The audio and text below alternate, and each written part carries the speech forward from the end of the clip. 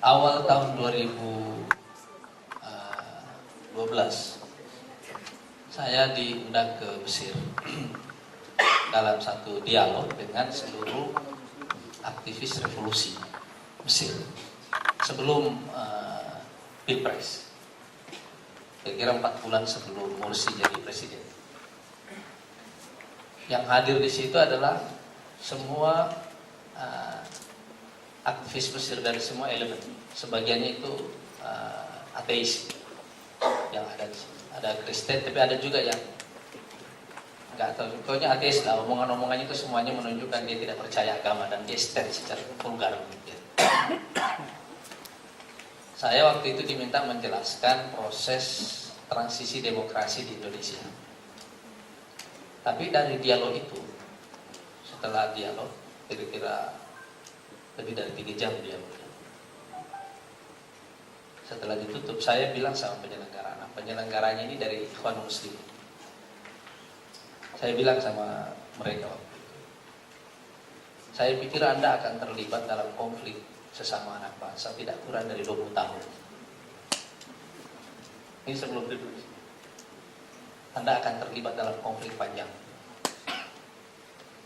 Dia tanya kenapa Anda bilang begitu. Saya bilang karena Anda menderita, bangsa Anda ini menderita terang. Sehingga yang muncul itu adalah kelompok fatalis, bukan kelompok revolusioner. Ciri utama dari kelompok fatalis itu adalah dia ingin melihat semua orang menderita, seperti dia sudah menderita dalam waktu yang lama. Itu dia. Di atas kelompok fatalis inilah Ikhwan di Mesir itu memenangkan pemilu hampir 50%. Tapi kalau ditambah dengan kemenangan partai Hizbun Nur misalnya, kira-kira totalnya itu bisa sampai 75% suara.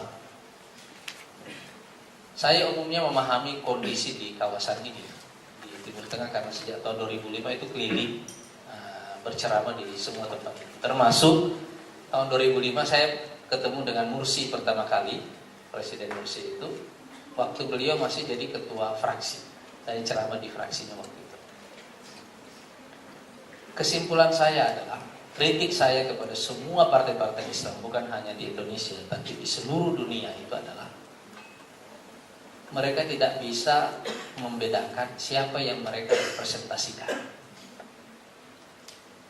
Jadi dia datang dengan satu norma, dengan satu ideologi, tapi dia tidak mengerti siapa yang dia representasikan, siapa yang dia wakili.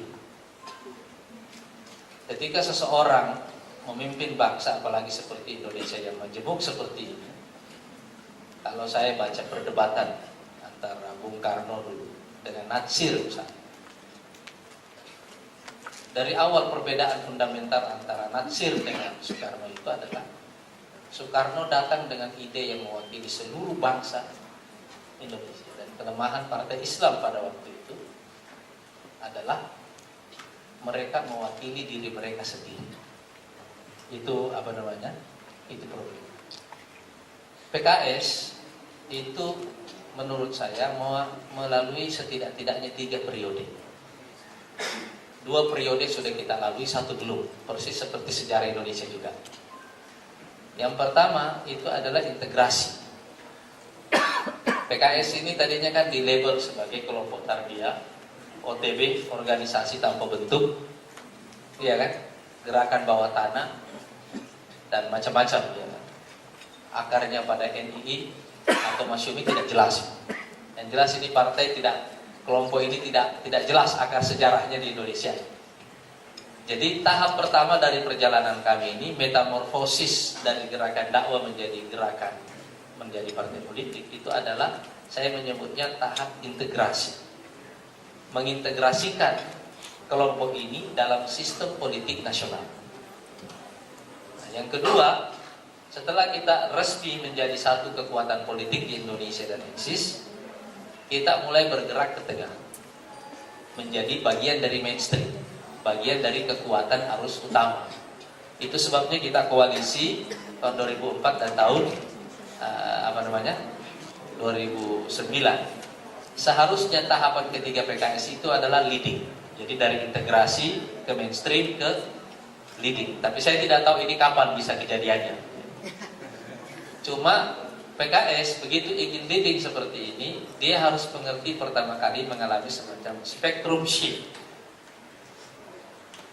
Peralihan spektrum tentang siapa yang dia representasikan. Siapa yang dia representasikan. Persoalan fundamental biasanya bagi gerakan seperti ini adalah menjawab persoalan eksistensialnya. Bagaimana dia menggunakan agama sebagai tools of change dalam lanskap sosial politik seperti itu. Kira-kira kan itu pertanyaannya kan? Makanya dulu saya menulis buku dari gerakan ke negara. Saya juga menulis menikmati demokrasi. Saya juga menulis buku tentang integrasi politik dan dakwah. Dalam perspektif ini, pada dasarnya faktor pembentuk identitas utama itu adalah agama. Tapi ketika kita menerjemahkan ini dalam kehidupan berbangsa dan bernegara,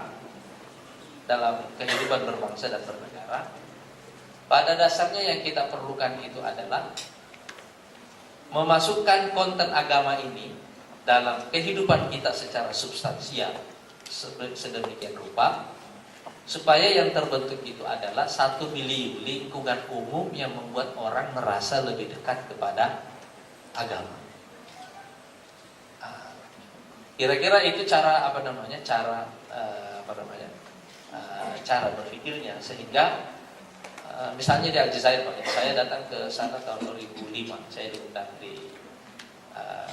sama mereka dan relatif secara tahunan saya diundang. Kalau saya lihat inilah persoalan fundamental dari semua partai-partai yang berbasis Islam itu. Jadi kemampuan mengintegrasikan, mengubah, menjadikan agama sebagai tool of change di tengah masyarakat ini, tetapi itu membutuhkan pemahaman yang detail tentang lanskap itu tadi, lanskap realitasnya dan juga lanskap ideologinya. Kemudian menentukan periodenya. Itu sebabnya kenapa saya menggunakan pendekatan sejarah. Karena sejarah dalam Quran itu adalah 2/3 dari isi Quran.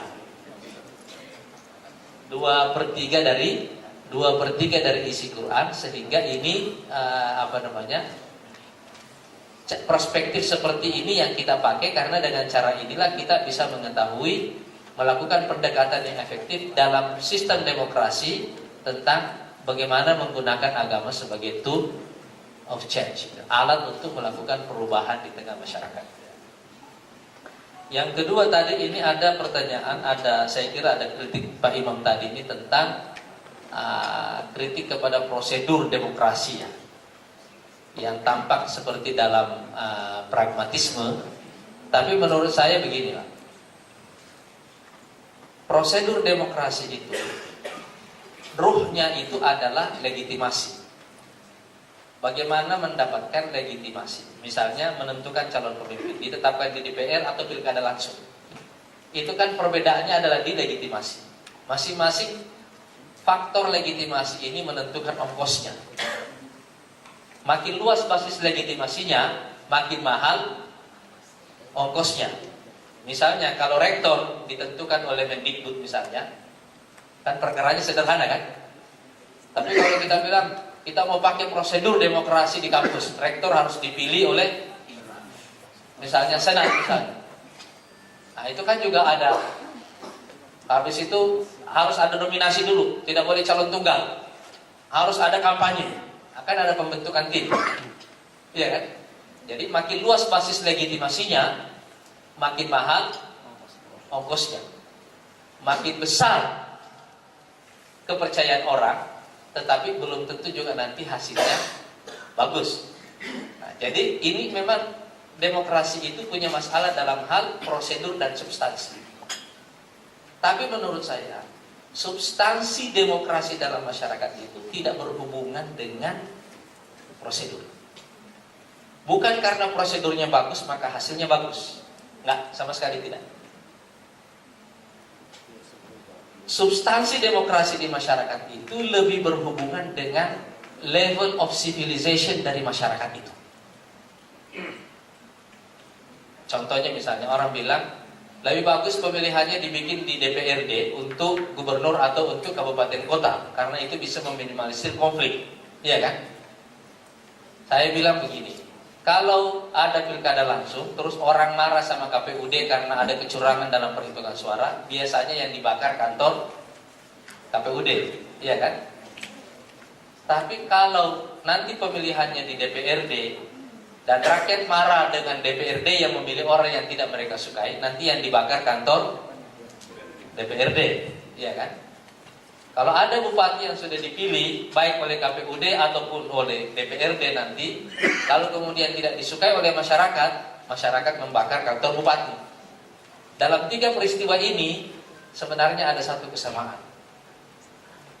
Ada peristiwa pembakaran. Iya kan?